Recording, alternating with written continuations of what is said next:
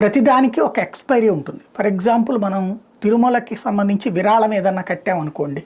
Like అన్నదానానికో, లేకపోతే ఎస్‌వీబీసీకో, లేకపోతే ఇంకో దానికో, ఇంకో దానికో.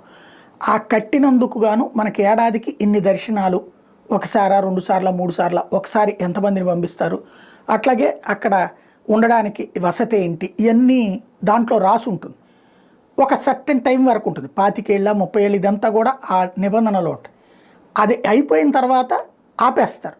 అలా కాకుండా తిరుమలలో ఇప్పుడు తాజాగా ఆంధ్రజ్యోతి తేల్చిన ఒక అంశం, అంటే ఆంధ్రజ్యోతి తేల్చడం కాదు, విజిలెన్స్ వాళ్ళు ఆంధ్రజ్యోతికి లీక్ చేసినటువంటి అంశం ఏంటంటే, ఎప్పుడో గతంలోనే పూర్తయిపోయినాయి. అంటే మా ఇప్పుడు రాఘవేంద్రరావు గారు, లేకపోతే కనుక వేమిరెడ్డి గారు ఇట్లాంటి వాళ్ళు అక్కడ కట్టారు కొన్ని గెస్ట్ హౌస్లు. అవి కట్టిన తర్వాత వాళ్ళకి సర్టెన్ టైం వరకు ఆ ఫెసిలిటీ ఉంటుంది.